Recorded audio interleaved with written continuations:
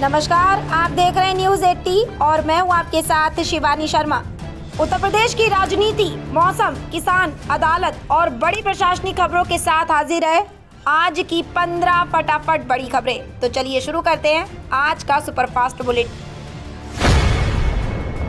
उत्तर प्रदेश में मुख्यमंत्री आवास योजना ग्रामीण के तहत वित्तीय वर्ष 2026 से 2027 के लिए पात्र लाभार्थियों की पहचान, सत्यापन और पंजीकरण का काम जारी है। सरकार ने इस वर्ष 1.16 लाख नए आवास स्वीकृत करने का लक्ष्य रखा है और इसके लिए 1400 करोड़ रुपए का बजट प्रावधान किया गया है। योजना के तहत पात्र परिवारों को सामान्य क्षेत्रों में 1.20 लाख रुपए और कठिन क्षेत्रों में 1.30 लाख रुपए की सहायता मिलती है। मुसर, वनटांगिया, दिव्यांग, निराश्रित, विधवा और आपदा प्रभावित परिवार समेत अन्य पात्र गरीब इसका लाभ ले सकते हैं। आवेदन के लिए ग्राम प्रधान, बीडीओ या डीआरडीए परियोजना निदेशक से संपर्क करें। किसी बिचौलिए को शुल्क न दें।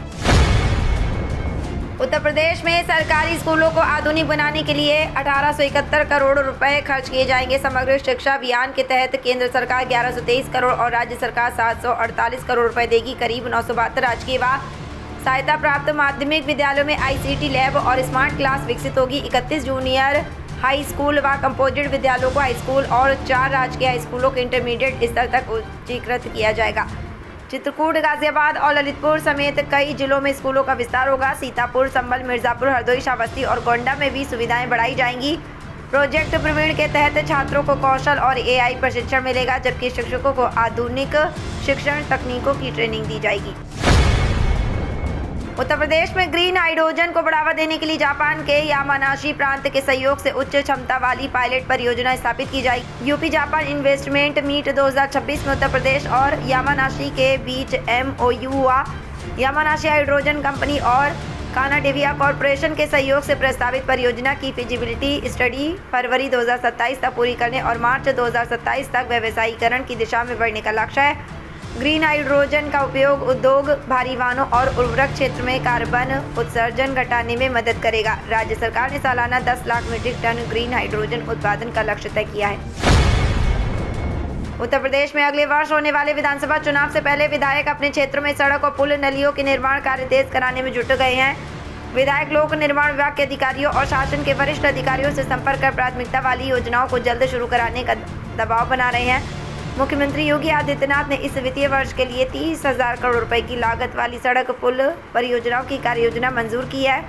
विधायकों से मिले प्रस्तावों की कुल लागत करीब 1.67 लाख करोड़ रुपए थी। सत्ता पक्ष के प्रत्येक विधायक के क्षेत्र में लगभग 65 करोड़ रुपए के विकास कार्य प्रस्तावित हैं। विकास के अनुसार 15 दिनों में योजनाएं स्वीकृत कर टेंडर प्रक्रिया शुरू होगी।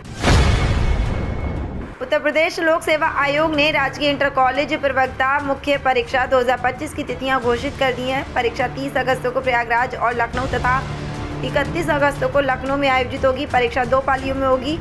अभ्यर्थी आयोग की वेबसाइट से OTR नंबर के जरिए प्रवेश पत्र डाउनलोड कर सकते हैं। केंद्र पर प्रवेश पत्र, 2 नवीनतम पासपोर्ट साइज फोटो और मूल फोटो पहचान पत्र की छायाप्रति लाना अनिवार्य है। परीक्षार्थियों को परीक्षा शुरू होने से 90 मिनट पहले केंद्र पहुँचना होगा, जबकि प्रवेश 45 मिनट पहले बंद कर दिया जाएगा। आयोग ने आवेदन की हार्ड कॉपी निर्धारित समय पर जमा करना अनिवार्य किया है। उत्तर प्रदेश में चीनी की पर्याप्त उपलब्धता है और आमजन को परेशान होने की जरूरत नहीं है। मुख्यमंत्री योगी आदित्यनाथ ने शनिवार को समीक्षा बैठक में अधिकारियों को कालाबाजारी और जमाखोरी पर सख्त कार्रवाई के निर्देश दिए। प्रदेश की चीनी मिलों में 169.38 लाख कुंतल चीनी का भंडार है। मुख्यमंत्री ने सभी जिलाधिकारियों को चीनी मिलों, थोक और फुटकर विक्रेताओं के गोदामों का भौतिक सत्यापन कराने को कहा है। निर्धारित सीमा से अधिक स्टॉक मिलने पर कार्रवाई होगी। जरूरत के अनुसार चीनी मिलों का संचालन 15 अक्टूबर से शुरू करने के निर्देश दिए गए हैं।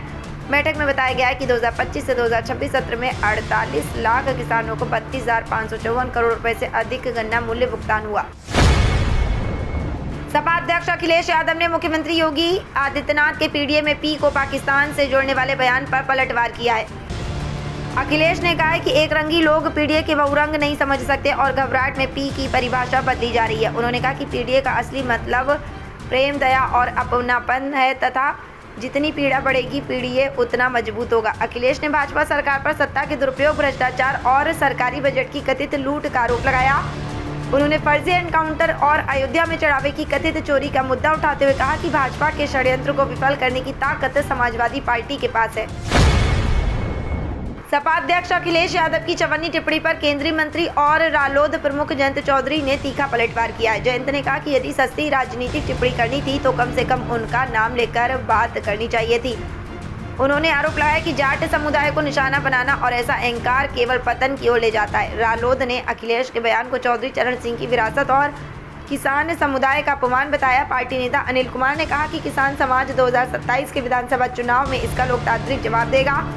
सपा और रालोद 2022 में गठबंधन में चुनाव लड़ चुके हैं, जबकि 2024 से रालोद भाजपा नीत एनडीए का हिस्सा है। बसपा सुप्रीमो मायावती ने सपा अध्यक्ष अखिलेश यादव की चवन्नी टिप्पणी पर तीखा हमला बोला है। उन्होंने अखिलेश यादव से रालोद अध्यक्ष जयंत चौधरी और जाट समाज से माफी मांगने की मांग की। मायावती ने बयान को अमर्यादित और अहंकारी बताते हुए कहा कि इससे चौधरी चरण सिंह के परिवार का भी अपमान हुआ। उन्होंने सपा के पुराने गठबंधन टूटने का इतिहास गिनाते हुए उस पर सहयोगी दलों के प्रति संकीर्ण रवैये का आरोप लगाया। मायावती ने अखिलेश के पीडीए फार्मूले पर भी सवाल उठाए और सपा सरकारों पर दलितों, पिछड़ों, अल्पसंख्यकों व सवर्णों की उपेक्षा तथा कानून व्यवस्था खराब करने के आरोप लगाए। संघ लोक सेवा आयोग ने कर्मचारी भविष्य निधि संगठन में असिस्टेंट प्रोविडेंट फंड कमिश्नर के 80 पदों पर भर्ती निकाली है। आवेदन प्रक्रिया 22 अगस्त 2026 से शुरू हो गई है और उम्मीदवार 11 सितंबर तक ऑनलाइन आवेदन कर सकते हैं। भर्ती में सामान्य वर्ग के 29, ईडब्ल्यूएस के 8, ओबीसी के 18, एससी के 15 और एसटी के 10 पद हैं। अधिकतम आयु सीमा वर्ग के अनुसार 35 से 40 वर्ष है। चयन लिखित परीक्षा और इंटरव्यू के आधार पर होगा। सामान्य ओबीसी और ईडब्ल्यूएस पुरुष उम्मीदवारों के लिए आवेदन शुल्क 25 रुपये, जबकि महिलाओं, एससी, एसटी और पीडब्ल्यूबीडी उम्मीदवारों को शुल्क नहीं देना होगा। चयनित अभ्यर्थियों को 56,100 से 1,77,500 रुपये तक वेतन मिलेगा। अयोध्या में राम मंदिर परिसर के करीब 70 निर्धारित निर्माण कार्यों में से लगभग 60 पूरे हो चुके हैं।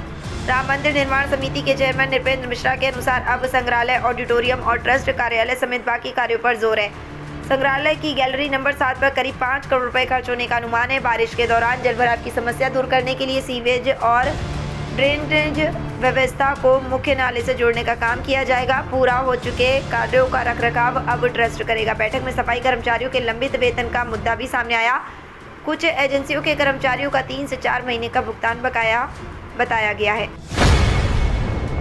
उत्तर प्रदेश के डिप्टी सीएम केशव प्रसाद मौर्य ने सपा अध्यक्ष अखिलेश यादव पर तीखा हमला बोला है। जयंत चौधरी को लेकर अखिलेश की कथित चवन्नी टिप्पणी पर मौर्य ने उनसे तत्काल माफी मांगने की मांग की जा रही है। उन्होंने कहा कि अखिलेश की राजनीतिक झटपटाहट में अगले पिछड़े और दलितों को लेकर बयानबाजी सामने आ रही है। मौर्य ने चौधरी चरण सिंह की विरासत का हवाला देते हुए सपा पर निशाना साधा। उन्होंने दावा किया कि अगला पिछड़ा और दलित की त्रिवेणी भाजपा के साथ है। मौर्य ने कहा कि उत्तर प्रदेश की जनता जातिवाद और मुस्लिम तुष्टीकरण की राजनीति को स्वीकार नहीं करेगी। उन्होंने 2027 के विधानसभा चुनाव में सपा का सफाया होने का भी दावा किया। समाजवादी पार्टी अध्यक्ष अखिलेश यादव ने राजस्थान में कॉकरोच जनता पार्टी नेताओं के कथित विरोध और काफिले पर पथराव की घटना को लेकर भाजपा पर निशाना साधा है। नीट पेपर लीक मामले में जैन जी आंदोलन का समर्थन कर रहे अखिलेश ने घटना की निंदा करते हुए सोशल मीडिया पोस्ट में लिखा, छात्र कहें आज का नहीं चाहिए भाजपा। बताया गया कि सीजेपी नेता आशुतोष रांका अपने साथियों के साथ स्कूल ठीक करो अभियान के तहत जयपुर के रामपुरा कंवरपुरा गांव स्थित राजकीय प्राथमिक स्कूल का निरीक्षण करने पहुंचे थे। ग्रामीणों ने कथित तौर पर उनका विरोध किया और उन्हें गांव से बाहर कर दिया। काफिले पर पथराव का भी आरोप लगाया गया है। उत्तर प्रदेश कांग्रेस ने जातिगत जनगणना के बारे में ओबीसी का अलग कॉलम नहीं होने पर भाजपा सरकार को घेरा है। कांग्रेस के प्रदेश प्रभारी राजेंद्र पाल गौतम ने आरोप लगाया कि एससी एसटी का कॉलम होने के बावजूद ओबीसी को शामिल नहीं करना पिछड़े वर्ग की सामाजिक, आर्थिक, रोजगार और राजनीतिक भागीदारी से वंचित करने की कोशिश है। पार्टी ने दोबारा अधिसूचना जारी कर ओबीसी जातियों के लिए अलग ड्रॉप डाउन कॉलम बनाने की मांग की। पिछड़ा वर्ग विभाग के राष्ट्रीय अध्यक्ष डॉक्टर अनिल जयहिंद ने कहा कि वैज्ञानिक तरीके से गणना के लिए जातियों को विशेष नंबर दिए जाएं। कांग्रेस नेताओं ने मांग पूरी होने पर आंदोलन की चेतावनी भी दी। और उत्तर प्रदेश में 23 अगस्त 2026 को मौसम मिला जुला रहने का अनुमान है। पश्चिमी यूपी के कई जिलों में बादल छाए रहने के साथ हल्की से मध्यम बारिश और गरज चमक की संभावना बनी रहेगी। मेरठ में अधिकतम तापमान करीब 32 डिग्री सेल्सियस और न्यूनतम 25 डिग्री सेल्सियस रहने का अनुमान है, जबकि बीच बीच में बारिश या गरज के साथ बौछार पड़ सकती है। मुजफ्फरनगर, सहारनपुर, शामली, बागपत, गाजियाबाद, नोएडा, बुलंदशहर, हापुड़ और अलीगढ़ में भी मौसम पर नज़र रखने की ज़रूरत है। अगस्त में पश्चिमी यूपी में बारिश की गतिविधियां बनी हुई हैं। लोगों को जलभराव और फिसलन वाले रास्तों पर सावधानी बरतने की सलाह है। तो ये थी आज की 15 फटाफट खबरें। अगर आपको वीडियो पसंद आया तो वीडियो को लाइक, शेयर व कमेंट जरूर करें। धन्यवाद।